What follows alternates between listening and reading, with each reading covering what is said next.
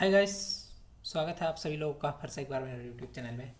दोस्तों, आज हम लोग बात करेंगे सिफिलिस के बारे में कि बेसिकली सिफिलिस होता क्या है या बीमारी कैसी होती है, इसमें क्या क्या हो सकता है और सबसे बड़ी बात क्या कैसे फैल सकता है या फिर इसके क्या क्या इलाज हो सकता है, इसका ट्रीटमेंट क्या हो सकता है और साथ ही साथ इसका की जाँच कैसे हो सकती है। तो दोस्तों, अगर हम बात करें सिफिलिस के बारे में तो सिफिलिस एक एसटीआई है, मतलब कि सेक्सुअल ट्रांसमिटिंग इन्फेक्शन, मतलब कि यौन संचारित संक्रमण है जो एक प्रकार से बैक्टीरिया के कारण होता है। एक प्रकार का जो बैक्टीरिया होता है जिसे ट्रेपोनीमा पैलिडम कहा जाता है। दोस्तों, इस बैक्टीरिया का नाम है ट्रेपोनीमा पैलिडम। इस बैक्टीरिया की वजह से सिफिलिस होता है।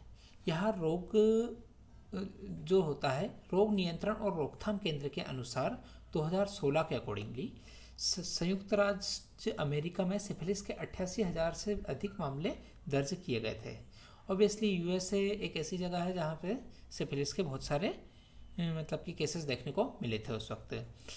सिफिलिस से पीड़ित महिलाओं में अक्सर कम देखने को मिलता है अगर देखा जाए पुरुषों की अपेक्षाकृत। तो सिफिलिस का जो पहला संकेत होता है एक छोटा सा दर्द रहित घाव होता है। यह यौन अंगों या फिर मलाशय के मुंह के अंदर दिखाई देता है। इस घाव को कैंसर कहा जाता है।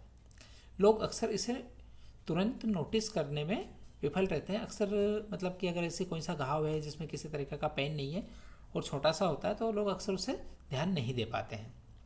दोस्तों, सिफिलिस की जांच करना या फिर उसे डायग्नोस कर पाना वाकई बहुत ज़्यादा चुनौतीपूर्ण काम होता है।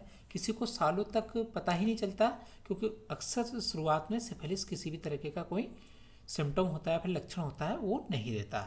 हालांकि पहले ही सिफिलिस की जांच हो जाए तो बेहतर होता है, क्योंकि लंबे समय तक अगर आपको किसी को सिफिलिस है और उसे पता नहीं चल रहा है और उसका ट्रीटमेंट नहीं हो रहा है तो ऐसे केस में उस पेशेंट के जो हार्ट होता है और उसका जो मस्तिष्क होता है, ब्रेन होता है, उसके इस तरह के जो महत्वपूर्ण अंग होते हैं उनको बहुत ज़्यादा नुकसान पहुंचा सकता है। सिफिलिस केवल सिफिलिस के सीधे संपर्क में आने से फैलता है। मतलब कि जैसे किसी को सिफिलिस का घाव है और उससे सीधा संपर्क अगर होता है तो ही यह फैलता है एक से दूसरे इंसान को। यह किसी अन्य व्यक्ति के साथ जो टॉयलेट्स होते हैं वो शेयर करने से नहीं फैलता, या फिर उस व्यक्ति के कपड़े पहनने से नहीं फैलता, उस व्यक्ति के साथ जो बर्तन होते हैं खाना खाने के उनको उपयोग करने से भी नहीं फैलता। दोस्तों, अगर बात करें कि सिफिलिस की स्टेजेस कौन कौन सी होती हैं तो बेसिकली इसमें 4 स्टेजेस होती हैं जिसको प्राइमरी सिफिलिस कहा जाता है, सेकेंडरी सिफिलिस कहा जाता है, लेटेंट सिफिलिस कहा जाता है और टर्सरी सिफिलिस कहा जाता है।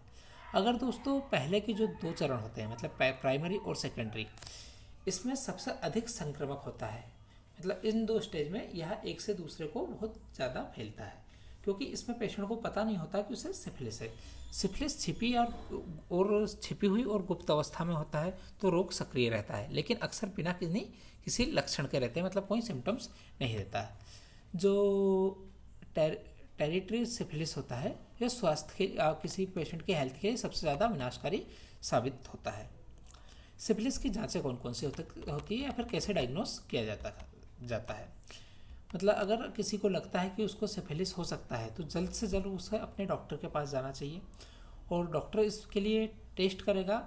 टेस्ट करने के लिए जो ब्लड टेस्ट होता है, रक्त का जो ब्लड होता है उसका एक सैंपल लेंगे और साथ ही साथ पूरी तरीके से शरीर के एक एक अंग का भी परीक्षण किया जाएगा। यदि कोई घाव मौजूद है तो यह निर्धारित करने के लिए क्या सिफिलिस बैक्टीरिया मौजूद है, जो डॉक्टर होता है घाव में से एक नमूना भी ले सकते हैं। यदि आपके डॉक्टर को संदेह है कि तृतीयक मतलब जो टेरिटरी सिफिलिस होने के तो उसमें तंत्रिका तंत्र की समस्या हो रही है तो आपको लंबर पंक्चर करके या फिर स्पाइनल टैप की आवश्यकता होती है। और इसमें से जब स्पाइनल टैप किया जाता है तो जो आपका तंत्रिका तंत्र होता है उसमें से फ्लूइड निकाला जाता है। इस प्रक्रिया के दौरान जो रीढ़ की हड्डी में जो तरल पदार्थ होता है उससे निकालकर उसमें सिफिलिस बैक्टीरिया के लिए भी परीक्षण किया जा सकता है। अगर कोई महिला गर्भवती है तो उसका सिफिलिस टेस्ट होना भी लाजमी हो सकता है, क्योंकि जो यह बैक्टीरिया होता है महिला से जो भ्रूण होता है, जो उसका होने वाला बच्चा होता है, उसको भी पहुंच सकता है। अगर हम इसके बचाव और उपचार की बात करें तो सिफिलिस का उपचार क्या क्या संभावित हो सकता है सिफिलिस के उपचार में प्राथमिक और माध्यमिक जो सिफिलिस का इलाज में सबसे पहले पेनिसिलिन इंजेक्शन से करना आसान होता है। पेनिसिलिन सबसे ज़्यादा व्यापक रूप से उपयोग किए जाने वाले एंटीबायोटिक दवाओं में से है और आमतौर पर यह सिफिलिस के इलाज में बहुत ज़्यादा प्रभावी भी होता है। जिन लोगों को पेनिसिलिन से एलर्जी होती है उनका इलाज अलग तरीके के एंटीबायोटिक से किया जाता है, जैसे डॉक्सासाइक्लिन, एजिथ्रोमाइसिन या फिर सेफ्ट्रेक्सोन। यदि किसी को न्यूरोसिफिलिस है तो उसको पेनिसिलिन की दैनिक मतलब डेली में खुराक दी जाएगी। इसके लिए अक्सर पेशेंट को अस्पताल में रहने की आवश्यकता होगी, मतलब उसे एडमिट करने की भी ज़रूरत पड़ सकती है। दुर्भाग्य से देर से सिफिलिस से होने वाले नुकसान को ठीक नहीं किया जा सकता। बैक्टीरिया को मार दिया जा सकता है, लेकिन उपचार दर्द और परेशानी को कम करने के लिए सबसे अधिक ध्यान केंद्रित करेगा। सो दोस्तों, आज हमने बात करी सिफिलिस के बारे में और इससे होने वाले इसके किस तरीके से होता है सिफिलिस और इसका जांचें कैसे होती है और इसका उपचार क्या क्या हो सकता है। दोस्तों, इसी तरीके के और हेल्थ से रिलेटेड वीडियो देखने के लिए और इसी तरीके की जानकारी के लिए चैनल को सब्सक्राइब करें। और अगर आपको जानकारी अच्छी लगी है तो लाइक करें और शेयर करें। Have a great day.